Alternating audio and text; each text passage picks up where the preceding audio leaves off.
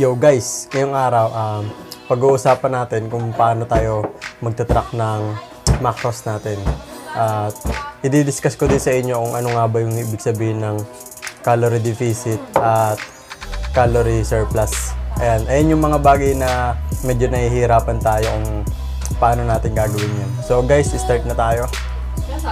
Guys, wait lang, may nakalimutan pala ako. Bago tayo mag-umpisa, itong gagawin natin, applicable to sa mga hindi nagwo-workout at sa mga nagwo-workout. At ayun guys, umpisa na natin.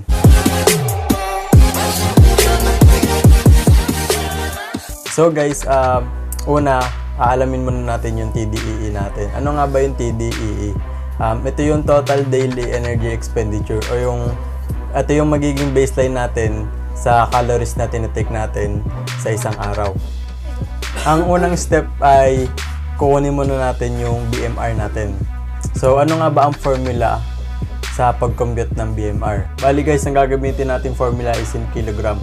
So ang mangyayari is ganito. BMR is equal to 88 plus 13.4 times weight in kilos plus 4.8 times height in centimeter minus 5.7 times age in. Bibigay naman tayo ng example. For example, ang height mo is 5'10". And i-convert natin ito sa centimeter. 5'10" is equal to 177.8 centimeter. And ang weight mo ay 75 kg or katumbas ng 165 pounds. And ang edad mo ay 27 years old. Next naman ay i-apply natin yung example.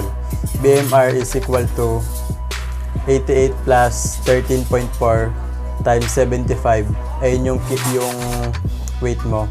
Plus 4.8 times 177.8 cm or yung height mo. Minus 5.7 times 27 kasi yun yung edad mo. Next ay i-compute natin. Bali, ang uunahin natin ay yung mga naka-close and open parenthesis. So, ganito ang mangyayari. BMR is equal to 88 plus 1.005 plus 853.44 minus 153.9. Next naman ay i-compute natin yung natitirang naka-parenthesis. BMR is equal to 1093 plus 853.44 minus 153.9. Ito na yung last computation guys. BMR is equal to 1093 plus 853.44 minus 153.9 is equal to BMR is equal to 1.792.54. Next naman guys is kung paano natin mako-compute yung TDEE natin or yung total daily energy expenditure.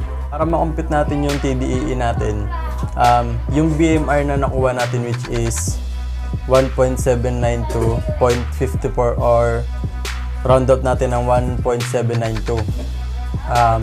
Ipag-multiply natin yung BMR sa activity level na ginagawa natin sa pang-araw-araw. May tatlong activity level na nakalagay dito. Yung una is by 1.2 kung nag-exercise ka ng 0 hanggang 1 day per week. Sunod naman ay 1.375 if you exercise 2 to 3 days per week. Tama. At ang huli ay 1.5 if you exercise for 6 or more hours per week.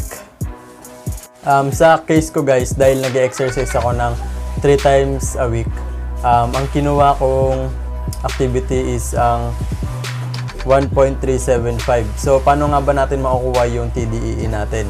So, ganito ang gagawin natin. BMR is equal to, BMR times 1.375. So, ang BMR na nakuha natin is 1.792.54 times 1.375. is equal to 2464.74. Or i-round up na lang natin to sa 2,500.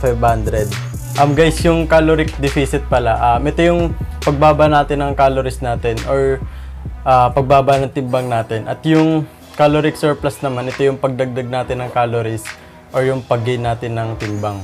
Bali guys, yung na-compute natin na 2,500, ito yung magiging base natin kung ano yung iti-take nating calories sa sa pang-araw-araw. Bali, kung ang goal mo is magbawas ka ng timbang, ang gagawin mo is babawasan mo ng 500 yung 2,500.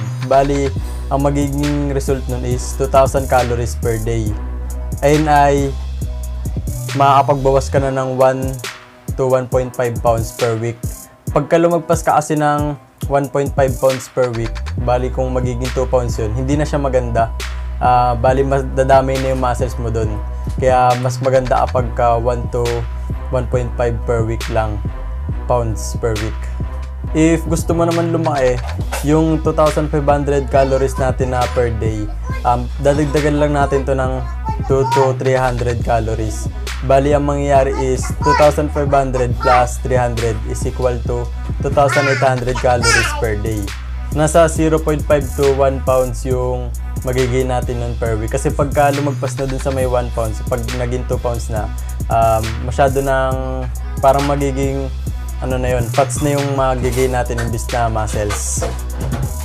At pala guys, itong in-explain ko na mga formula dito, galing pala to ulit dun sa may The Lazy Lifter.